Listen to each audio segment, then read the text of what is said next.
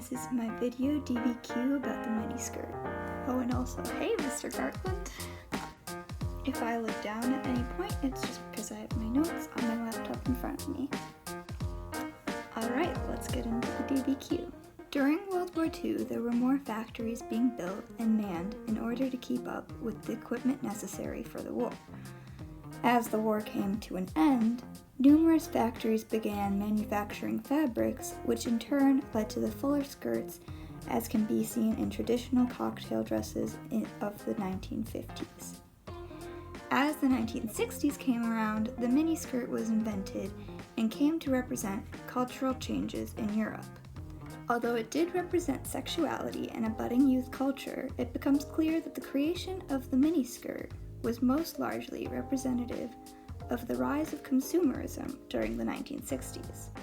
And here you can see my paragraph about that.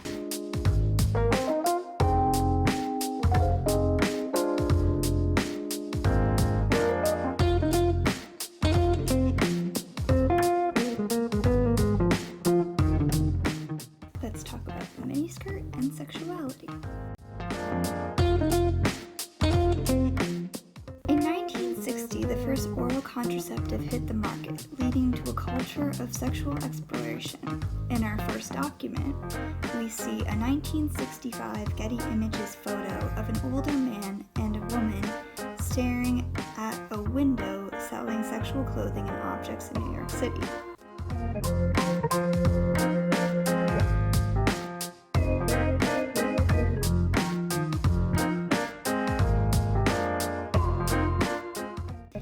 The point of view of this picture seems to be that of the scandalized older generation at the time, because you can almost see the window from the point of view of the couple. It also displays how revealing clothing was largely seen as synonymous to sexuality at the time. And here you can see my paragraph about that.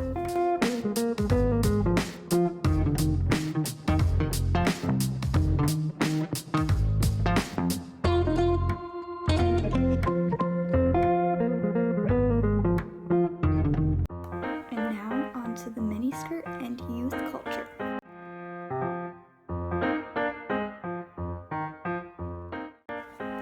When it comes to youth culture, there was often an assumption during the 1950s that children were an extension of their parents.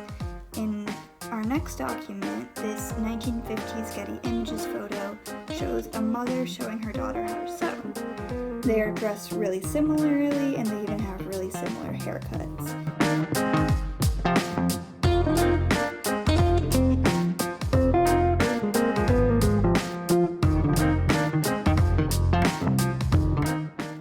The purpose of this document is to show the next generation of women as an extension of the homemakers that their mothers were. At the time, this was seen as the only positive way to go about growing up. As we look at that, we can realize that there is going to be a shift between the way that the generations are seen in the 1950s rather than during the 1960s when the miniskirt comes about. And here you can see my paragraph about that.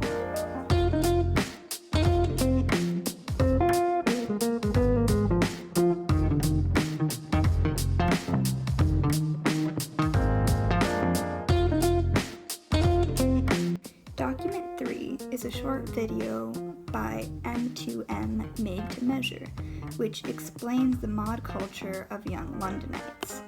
The video explains how youth culture became synonymous with a certain modernist uniform.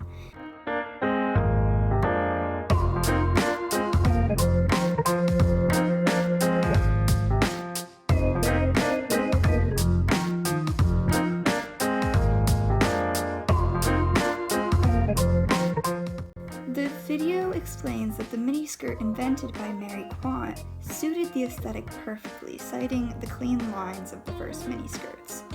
The purpose of this video is to give a specific historical story, which is largely informative through the content, as well as through the primary sources of photos and videos from the time, which were used by the creator of the video.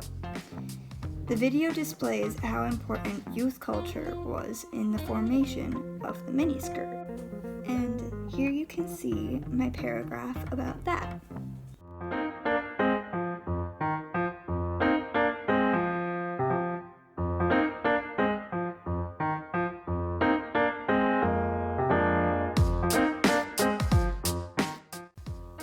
The disparity between youth culture and the older generation when it comes to the miniskirt is shown really well in the Lumni video, The Appearance of the Miniskirt from 1966.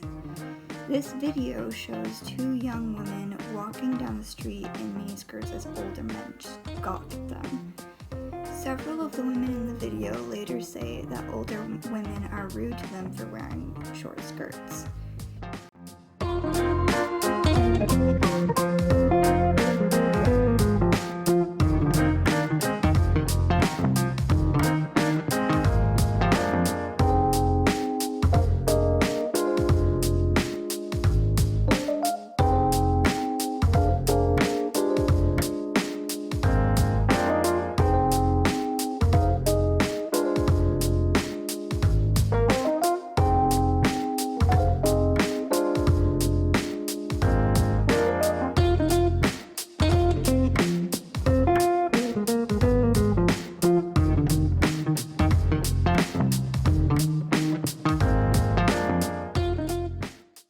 This video has a kind of tense tone in order to show the separation between the two generations. It really shows how the miniskirt is so representative of youth culture, especially as compared to the older generation at the time. And here you can see my paragraph about that.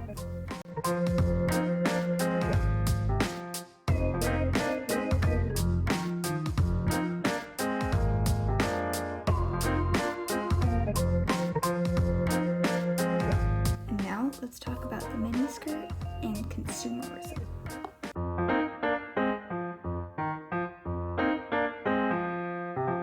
Although sexuality and youth culture were largely representative of the changes that the miniskirt paralleled, the most vast way that the miniskirt represented cultural changes in Europe was through the use of the skirts in the huge expansion of consumerist culture at the time.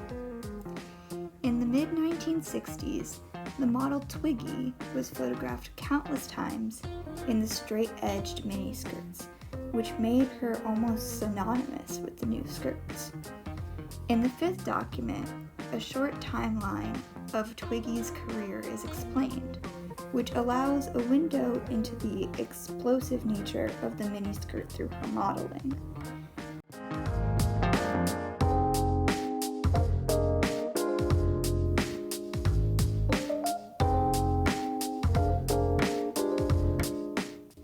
Twiggy went on several promotional trips and has been on countless magazine covers, often wearing a miniskirt.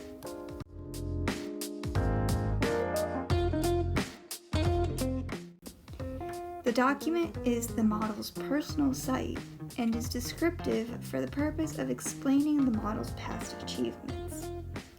Models work to show products, which is at the very core of consumerism. And here you can see my paragraph about that.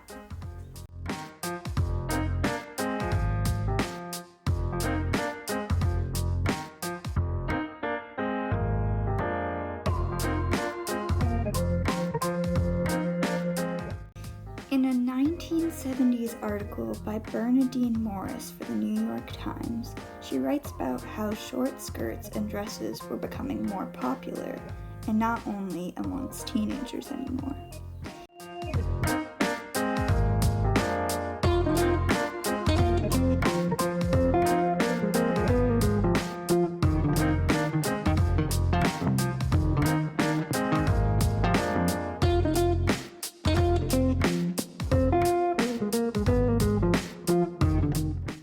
She also explains that American women were beginning to wear miniskirts.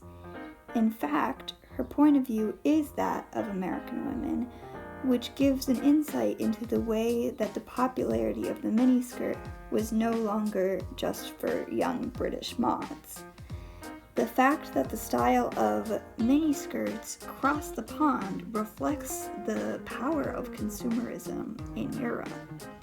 And the spread of a style is a display of consumerism, since the style spreads by more and more people buying it, leading to a chain of supply and demand. And here you can see my paragraph about that.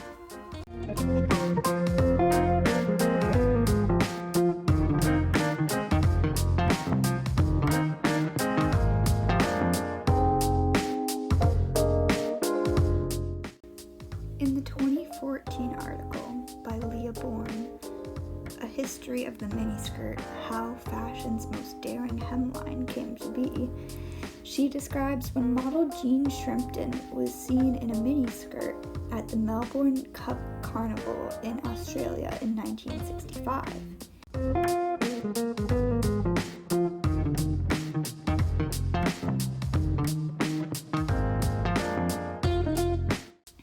In the same year, Yves Saint Laurent debuted a very short dress in his collection. These two moments led to a further popularity of the miniskirt due to the notability of both Shrimpton and Saint Laurent. The purpose of this article was to tell the history of the miniskirt, which she does through a timeline-esque structure.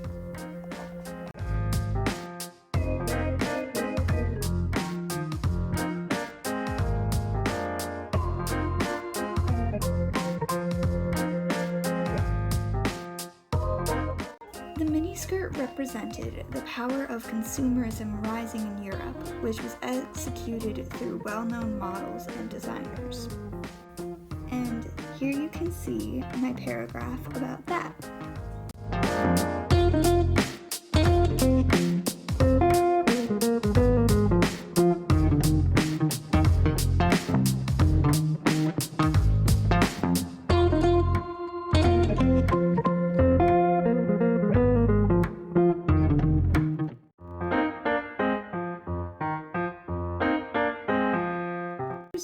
Sexuality in a budding youth culture, it becomes more clear that the creation of the miniskirt in the same year Yves Saint Laurent debuted a very